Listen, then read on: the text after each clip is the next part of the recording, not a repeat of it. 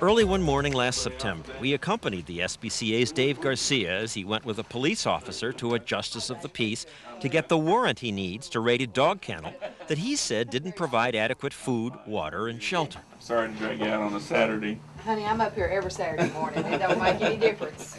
Garcia shows her photos of what he claims are filthy kennels. The judge seems skeptical. She's got some nice pens if it was all. Well, she has these door things that she's put on the ground. Garcia convinces her to sign the order. That short hearing gives Garcia the force of law that lets him go with an armed police officer onto any animal owner's property with no notice or warning. Now remember, the warrant said inadequate food, water, and shelter. But that's not what we saw. There were some dirty, empty pens, but most of the pens were clean. The owner had been away for 4 days, but had bought expensive, high-grade dog food, kept detailed medical records, even installed air conditioning for the summer. This did not look like animal abuse to us. Of course, we're not vets, so we brought one along, Dr. Galen Tesla, that's him in the baseball cap. He didn't reveal that he was a vet. Now at the raid, Garcia told us what to expect. That there was no water, that there was no food, that the animals were urine soaked, fecal stained, nails were overgrown. All of those things are false. Dr. Tesla said, well, there was some neglect because the owner had been away. It was correctable, and he saw no cruelty and certainly no reason to confiscate the dogs. But Garcia said the dogs needed to be saved. Under Texas state law, these animals have been cruelly treated. The definition of cruelly treated is having to live in your own feces, unsanitary conditions, no food or water.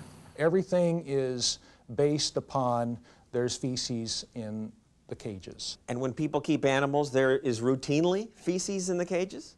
It's part of having an animal. We were told before the raid to be prepared to burn our shoes and clothes after this raid because there would be such filth from handling these animals, and there was no need for that. Moments after the SPCA collects the last dog, the owner, Pam Chenault, arrives. I can't believe y'all are here. She can't believe they've taken her dogs, including her first dog, her favorite, Gidget. This is just not right now. I mean, you know. Here's your copy of it. That way you'll know when the court date is. I know. Okay.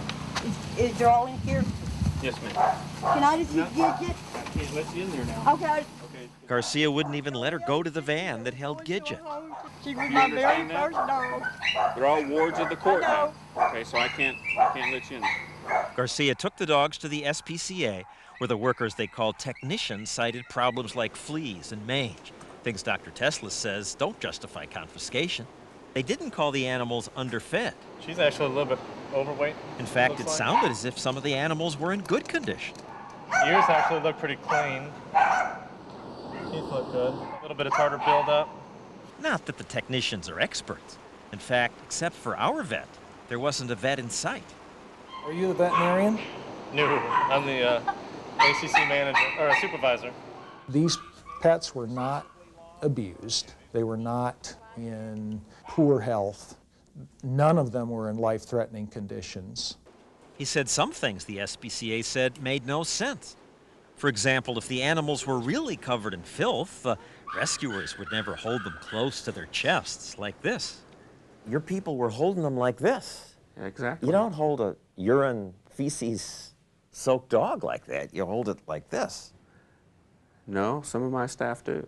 We didn't see dogs soaked in feces and urine. Our vets did, because our vets did the evaluations. No, they didn't. There was no vet there when the dogs were brought back. We had vets there. No, they didn't. The SPCA later emailed us admitting that they didn't, but saying, in this case, vets weren't needed. Don't come to me and tell me I'm supposed to give you a warning. Pam Chenault hired a lawyer and tried to get her animals back.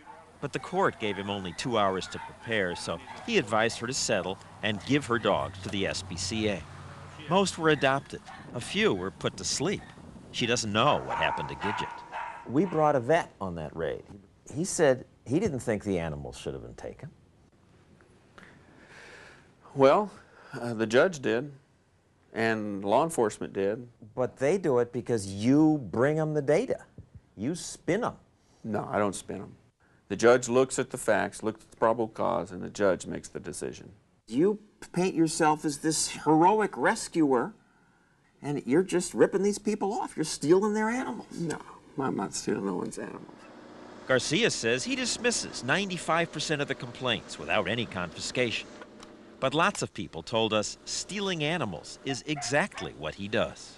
Some people say this is all about money, keeping the SPCA in money. No, it's not about money. It's about the welfare of an animal. Tell that to the 50 people we talked to who lost animals to Garcia and other SPCAs. Joe Stubing's fortunate he doesn't keep his horses in Texas, where he would have fallen under the thumb of the no appeal rule Garcia lobbied for. After the court ruled the SPCA could take his animals, he appealed and won because his farm was raided without a warrant. The SPCA still says he was abusing his horses, but today he has his horses back. I want the SPCA put out of business. In Texas, neither Renee Moore nor Linda Williams could appeal. They say they'll never get over what Garcia and the SPCA did to them. I was a dog breeder. I was a dog shower. My dogs was my life. There's a big hole, emptiness.